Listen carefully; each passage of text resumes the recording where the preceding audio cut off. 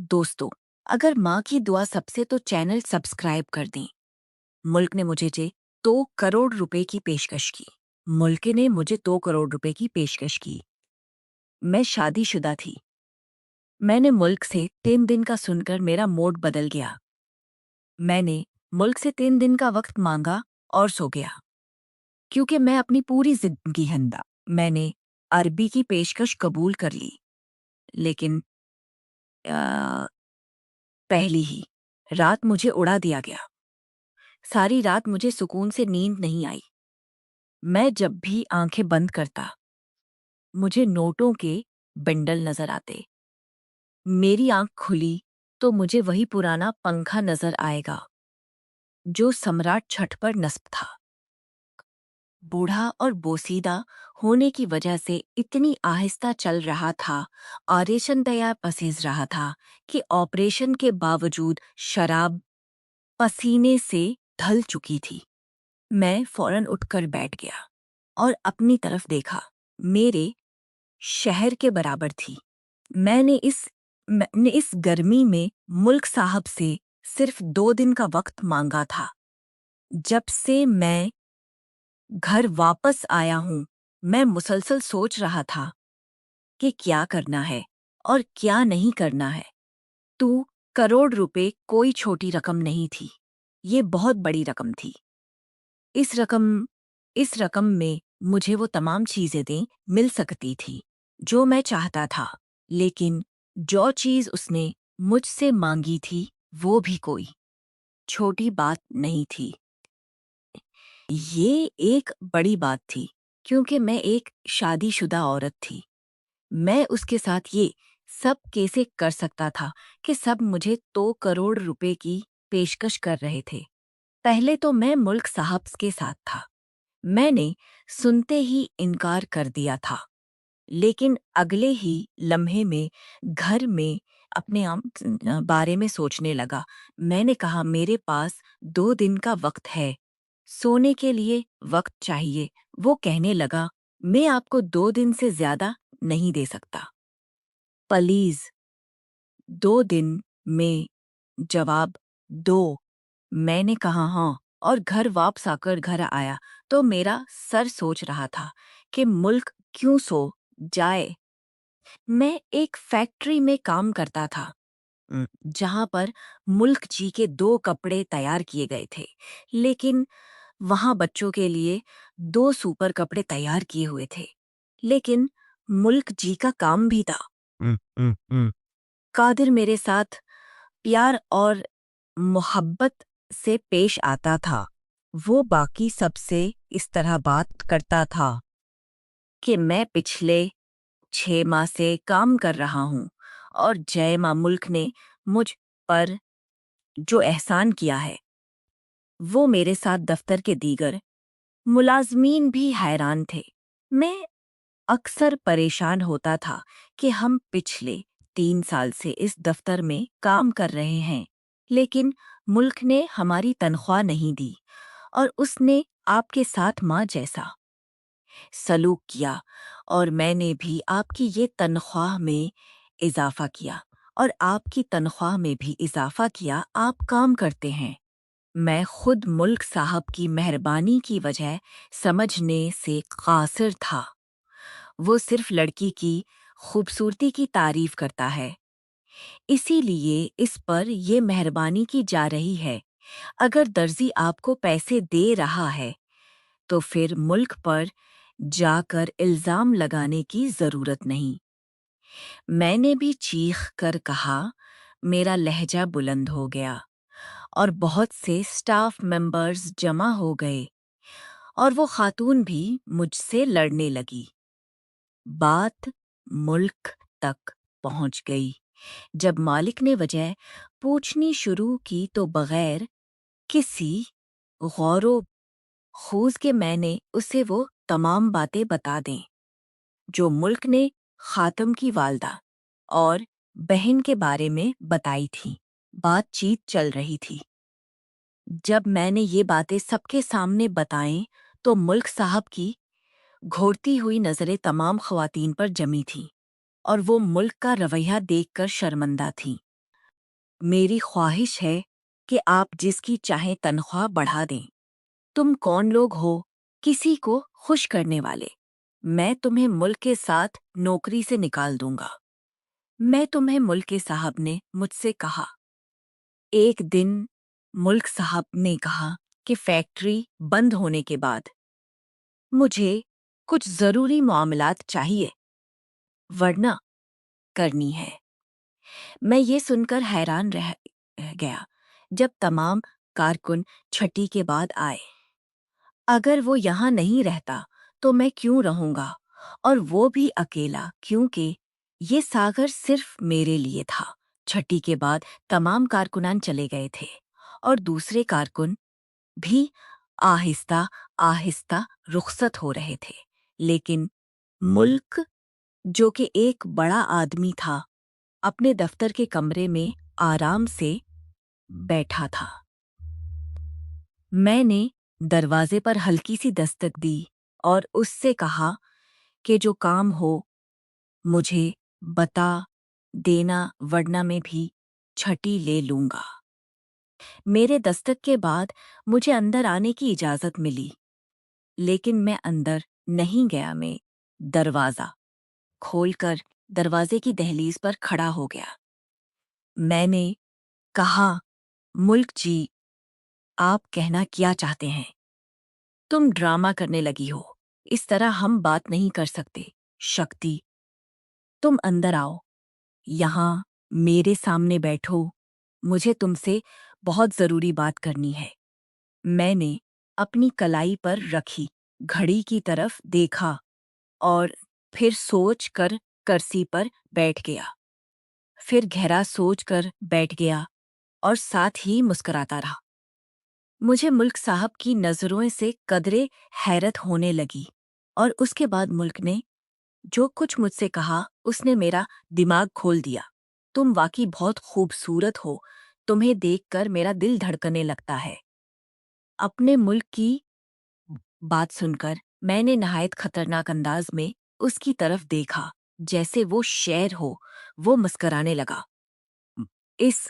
کہا، میں نے کہا، کیا تمہیں اس کم کے بارے میں بات کرتے ہوئے شرم نہیں آتی؟ میں نے کہا، میں آپ کے لیے کام نہیں کر سکتا۔ ویسے بھی میں یہاں اتنی دیر تک تمہاری فضول باتیں نہیں سن سکتا۔ میرا باس گھر پہنچ گیا ہوگا اور میرا انتظار کر رہا ہوگا۔ میرے منہ سے یہ سن کر میرے آقا نے میری طرف سلام کیا اور کھانا شروع کر دیا۔ کیا آپ شادی شدہ ہیں؟ میں نے کہا، ہاں ہاں۔ میں نے دیکھا کہ یہ سن کر میرے باس نے میرا ساتھ دیا، اس لیے میں کام کر رہا ہوں۔ ہم دونوں پیسے کماتے ہیں اور اسی وجہ سے ہمارا گھر چلتا ہے۔ یہ سن کر اس نے کہا، ٹھیک ہے، تم جاؤ شکتی، اور اگر تمہیں میری کوئی بات بری لگی ہو تو مجھے صرف اس کی ماں چاہیے۔ آپ کل سے ڈیوٹی پر ہوں گے۔ وہ بہت سنجیو تھا۔ نوٹ کرتے ہوئے وہ اسے اپنے کمرے سے باہر لے گئی اور آفس سے باہر چلی گئی۔ میرا کام کرتا تھا اور میری بھی باس بھی کام کرتا تھا، اور میری بھی شادی کو صرف 1 سال ہوا تھا، لیکن ابھی تک ہمارے ہاں کوئی اولاد نہیں ہوئی تھی، اور ہم خود بھی نہیں چاہتے تھے، کیونکہ ہمارے حالات اس کی اجازت نہیں دے رہے تھے۔ ہم چاہتے تھے کہ ہم دونوں پہلے نوکری کریں اور اپنا گھر خریدیں اور اپنی مالی مشکلات دور کریں، پھر ہم بچے پیدا کرنے کا سوچیں گے۔ اس معاملے میں ہم دونوں میاں بیوی ایک ہی رائے رکھتے تھے۔ اس کے بعد اس نے مجھے بتایا کہ وہ مجھ سے بہت ضروری بات کرنا چاہتے ہیں۔ میں نے اس سے پوچھا کہ وہ مجھ سے کیا بات کرنا چاہتا ہے۔ اس نے کہنا شروع کیا کہ میں بہت بے بس حالت میں ہوں، اور اگر تم اپنی بے بسی کی وضاحت کر دو تو میں تمہارا مسئلہ حل کر سکتا ہوں۔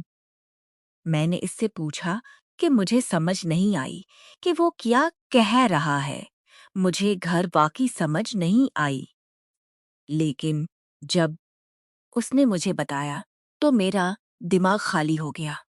انہوں نے کہا کہ وہ مجھے فوری طور پر 2 کروڑ روپے دینے کو تیار ہیں، لیکن بدلے میں مجھے ان کی شرائط ماننا ہوں گی۔ یہ اتنی سادہ سی بات تھی کہ سن کر میں چونک گیا۔ اس کے پہلے تو میں نے فوراً انکار کر دیا، لیکن اس نے مجھے کہا کہ میں اس کے بارے میں سوچ کر جواب دوں گا۔ میں مخمصے میں تھا کیونکہ یہ رقم بہت بڑی تھی اور میں اسے ضرور یاد کر رہا تھا اور میزائل کی حالت بھی تھی۔ اسی لیے میں نے 2 دن کا وقت مانگا تھا۔ جیسے ہی میں نے نوٹ بنایا اور اس کے کمرے سے نکلنے ہی والا تھا کہ اس نے مجھے کہا کہ وہ مجھے 2 دن سے زیادہ نہیں دے سکتا اور مجھے 2 دن کے اندر جواب دینا چاہیے۔ میں ابھی سوچ رہا تھا کہ مجھے اپنے شہر سے اس بارے میں اب تک ہم دونوں میاں بیوی ایک دوسرے میں بات کرنی ہے۔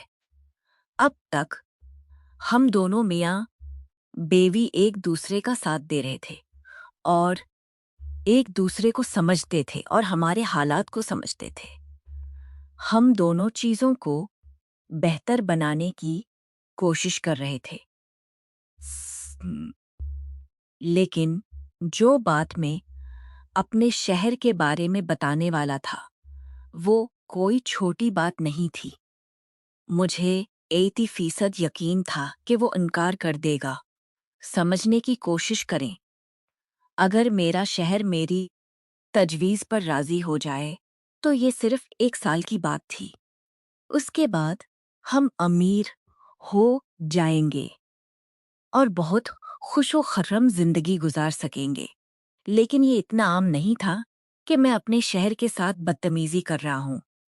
مجھے یہاں تک ڈر تھا کہ اگر میں نے اسے کہانی سنائی تو وہ میرے منہ پر تھپڑ مار دے گا، کیونکہ ایسا لگتا تھا کہ یہ اس کا حال ہے اور کوئی بھی آدمی دل میں ایسی بات برداشت نہیں کرتا۔ میں ساری رات آنکھوں میں آنسو لیے سوچتا رہا کہ اپنے شہر سے کیسے بات کروں۔ میرے پاس صرف 2 دن تھے جن میں مجھے حتمی فیصلہ کرنا تھا۔ ہمارا جو بھی حال تھا، ہم دونوں ساتھ کام کرتے تھے، تبھی 1 مہینہ گزر جاتا۔ ہم کبھی اپنا گھر نہیں بنا سکے۔ میں سخت محنت کر رہا تھا تاکہ میں پیسے بچا سکوں اور اپنے ساتھی کارہ کی پریشانی سے اپنی جان بچا سکوں، اور میرے ذہن میں ایک ہی بات چل رہی تھی کہ میں اپنے شہر کو کیا بتاؤں۔ یقین کریں، کل رات میں نے اپنے شوہر کا پسندیدہ مٹن قورمہ بنایا تھا۔ کھانا دیکھ کر اس کا چہرہ چونک گیا، پھر اس نے کھانا شروع کیا۔ مت بناؤ، یہ اتنی مہنگی چیز ہے۔ میں جانتا ہوں کہ یہ کتنا مہنگا ہو گیا ہے۔ یہ کھا کر ہمارے دن آرام سے گزر جاتے ہیں۔ اس نے پلیٹ میں مٹن قورمہ ڈالتے ہوئے کہا۔ میں نے کہا، کیا ہم ساری زندگی یہی سوچتے رہیں گے کہ یہاں سے آنے والا پیسہ وہاں بچہ خریدنے میں کام آئے گا؟ یہ کبھی نہیں ہو سکتا کہ ہم بغیر سوچے سمجھے اور بغیر سوچے پیسے خرچ کریں، جو کھانا پینا چاہیں خرید لیں۔ میری بات سن کر اس نے کھانا شروع کر دیا۔ حالات ایسے ہی ہیں جیسے آپ کے سامنے ہیں، ایسے ہی ہیں جیسے آپ کے سامنے ہیں۔ یہ سب عیش و آرام ہمارے نصیب میں نہیں۔ اس نے روٹی کھانے کا وعدہ توڑا اور کھانا شروع کر دیا۔ میں نے کہا، مجھے آفر آئی ہے کہ اگر آپ میرا ساتھ دیں تو ہم 1 سال میں کروڑ پتی بن سکتے ہیں۔ میری بات سن کر وہ کھانا بھول گیا اور کھانے لگا۔ آپ نے کیا کہا؟ आपको कैसी ऑफर मिली? मैंने उसे कैसी सौंपी?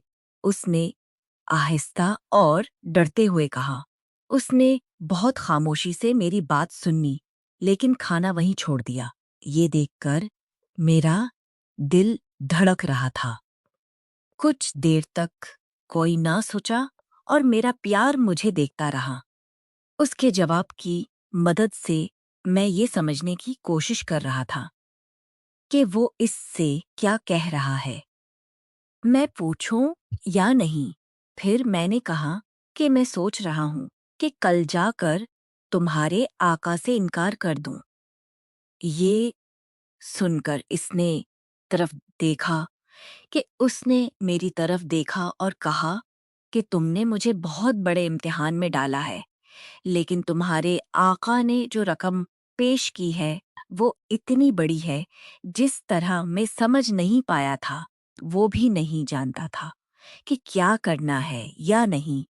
फिर उसने मुझसे कहा, ठीक है, नहीं, मुझे अपनी हूँ, मुझे अपनी ताकत दो। और वो अपनी बेवी को नहीं छोड़ सकता था, क्योंकि इसकी बेवी तमाम कारोबार और दौलत की मालिक है। वो रोने लगा। वो एक खूबसूरत बच्चा चाहता था। मैं खूबसूरत हूँ, इसने सोचा, इसीलिए मैं तुम पर इतना मेहरबान था। अगर तुम परकशिश होती तो मैं तुम्हें बच्चा पैदा करने के बाद तलाक ना देता, लेकिन मैं तुमसे सिर्फ औलाद की खातिर शादी करना चाहता हूँ। अब तुम शादीशुदा हो।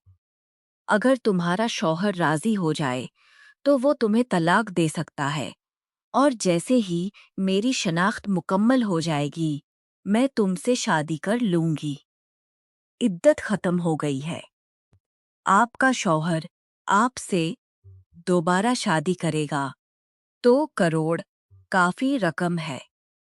आप दोनों मियाँ बेवी के दरमियान हालात बेहतर हो सकते हैं। उसकी बेवी बहुत अच्छी थी, लेकिन वो मुझे देखकर अपना चेहरा बदल लेती। वो मजबूरी में मुझे बर्दाश्त कर रही थी। मुझे भी मुल्क से मोहब्बत नहीं थी। मेरा मकसद सिर्फ पैसा था। मेरी शादी को अभी अभी गुजरी थी कि उम्मीद से शादी कर ली। खैर, मुझे उससे ज्यादा खुशी नहीं मिली, क्योंकि साहब मेरी मजबूरी थी। मेरे आशिक ने मुझे अब भी अपने शहर से प्यार किया, लेकिन मुल्क पहले था। वो मेरा पहले से ज्यादा ख्याल रखने लगा। उसकी बेवी भी बहुत खुश थी। वो मेरे खाने पीने का बहुत ख्याल रखती थी। वो मुझे अपने सामने जूस पिलाती, कभी दूध। वो मुझे मेरी दवाई वक्त पर देती थी।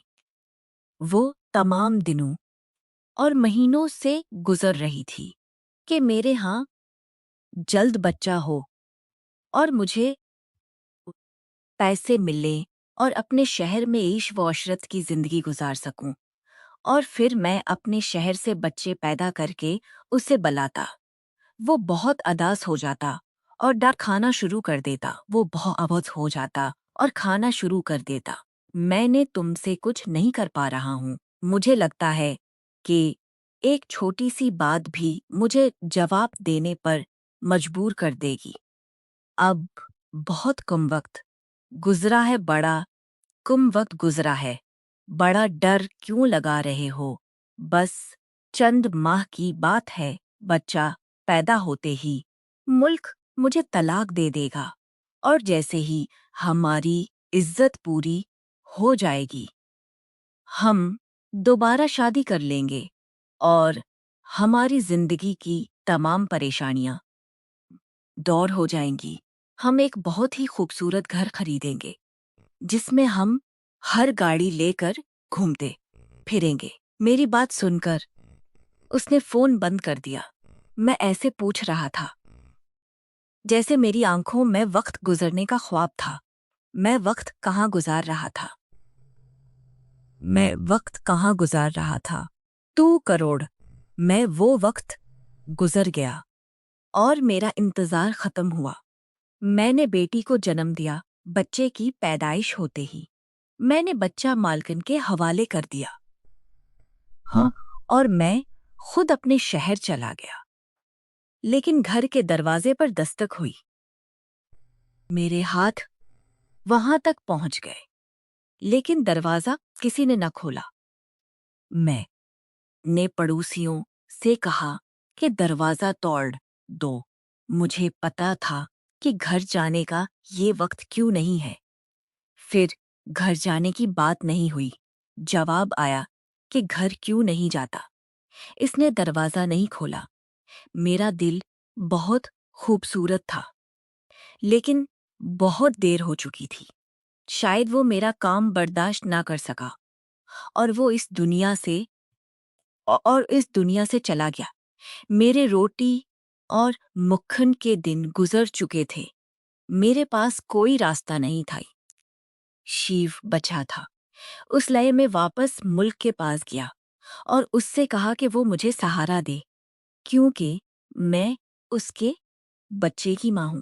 لیکن جیسے ہی میں ملک کے گھر پہنچا، ملک بہت خوش ہوا۔ اپنی بیوی کو پکڑ کر اس نے بھی بچے کو اپنے قریب کر لیا۔ اس نے بھی اپنے بچے کو لاپ ناک کر دیا۔ میری طرف دیکھ کر مسکرا کر کھانا کھانے لگا۔ وہ جلدی میں تھا، اس لیے میں اپنے شہر کے قریب گیا۔ اسے کروڑوں کا چیک لینا چاہیے تھا، جس کے ہاتھ سے ہم نے سب کچھ کیا۔ اس نے چیک نکال کر مجھے دیا اور اس کے ساتھ ایک کاغذ کھانے لگا۔ میں یہ تمہاری آزادی کا سرٹیفکیٹ ہے۔ میں نے تمہیں طلاق دے دی ہے۔ تم جاؤ سکتی۔ یہ سن کر میرا دماغ پھٹنے لگا۔ میں اکیلے ہی پیسے نہیں پھٹنے لگا جس کے ہاتھ سے ہم نے سب کچھ کیا۔ اس نے وہ چیک نکالا۔ اتنا بڑا کام برداشت کرو۔